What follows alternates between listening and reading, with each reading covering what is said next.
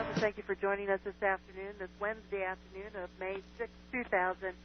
And again, thank you for joining us. This program is brought to you by Discount Gold and Silver, 1-800-375-4188. That is 1-800-375-4188.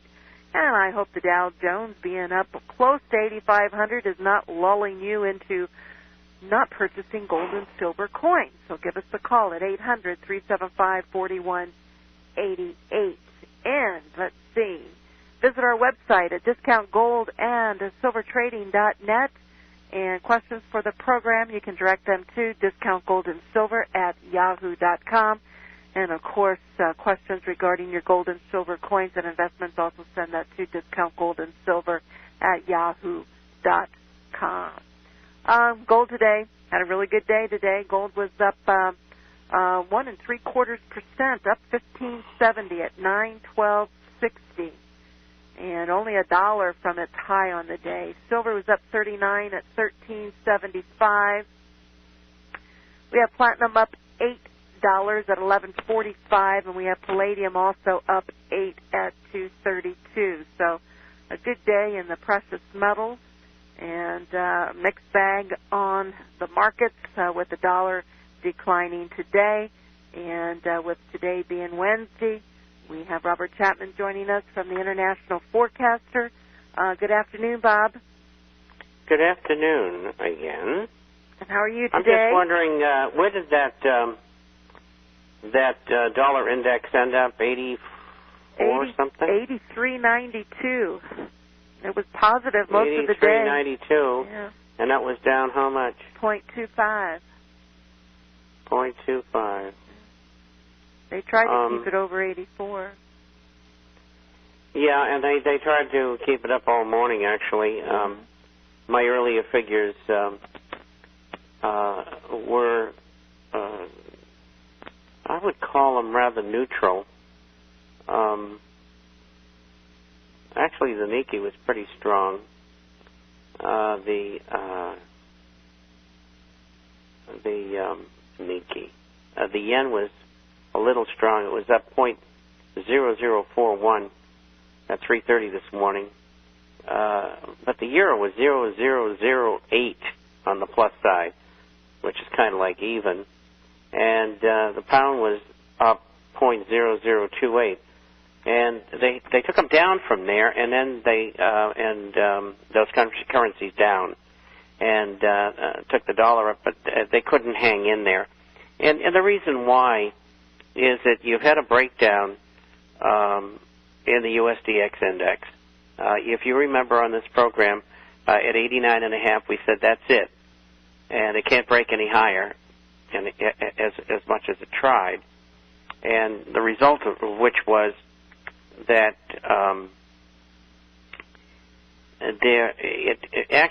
it's forming the right-hand shoulder of a Head and Shoulders right now. And in this issue that came out in the forecast today, we gave new support levels for the dollar, but there's only 2 levels on the way down, and it might not be too long because of what's going on with the Treasury and the Fed that the dollar does revisit those low 70s. Down from today's 83.92.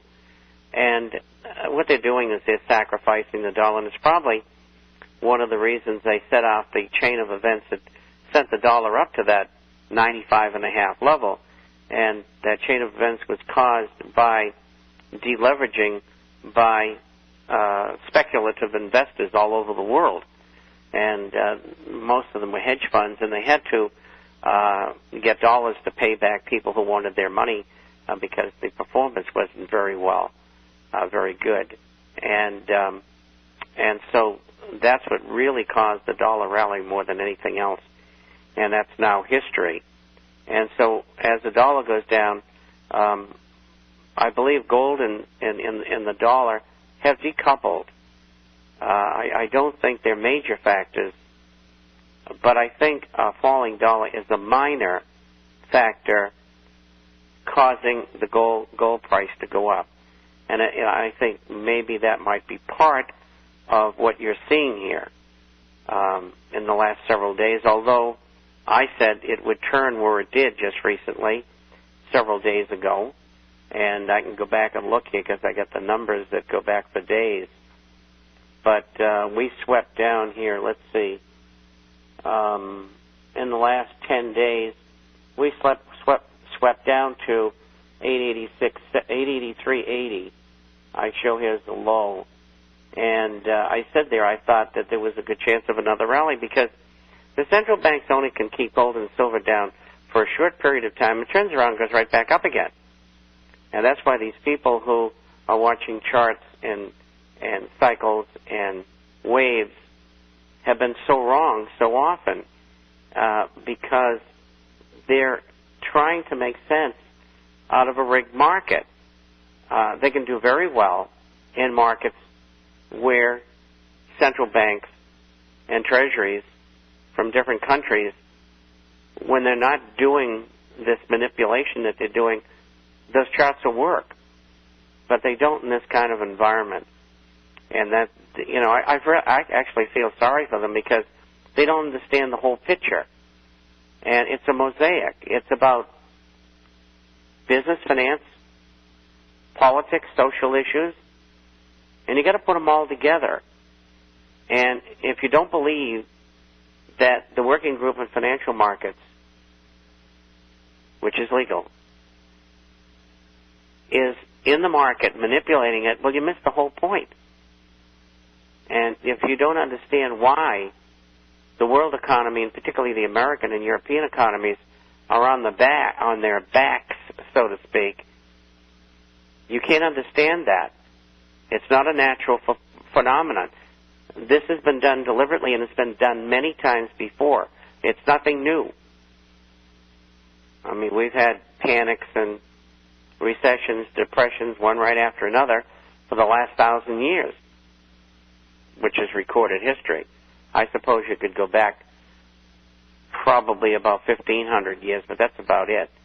They kept some pretty good records even during the Dark Ages in Europe, particularly in England and Ireland, of what went on. But they had the same thing. It's the same group of people doing the same thing over and over again. And so with that said, today they have a tool. They're making the stock market go up. They try to keep gold and silver down. They usually try to keep commodities down. And what we're seeing here, too, is we're seeing a shifting. It began about a week ago. We're seeing institutions starting to take profits in the market, and we see latecomers coming in, and they are evolving a good part of their investment funds out of the stock market, and they're going into commodities and precious metals. They're not going into bonds. And the reason they're not going into bonds is that the 200-day moving average on bonds, both in the U.S. Treasury 30-year bond and the U.S. Treasury 10-year note, are broken down.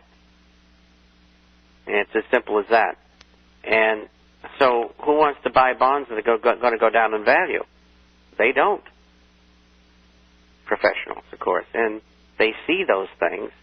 They don't understand, or most of them don't want to know that there's manipulation. But based upon the breakdown, they're not going to go in the bond market. They're looking at a rally in S&P terms that's up 35%. NASDAQ's up 35%. And the Dow is up over 30% in 6 weeks. I don't think so, not with my money. I think it's a great opportunity to sell, and I think it's a great opportunity, if it's suitable, for some investors to go short. And we're short General Motors, and they're talking about a one share for 100 reverse split in the stock. And we're short at 38.64, and I think it's trading about $1.63. I think we're going to cover the short soon, before June. And, you know, who knows what's going to happen. We get those talks going on with Chrysler, which are, it's just you'd think you were dealing with the old Soviet common term.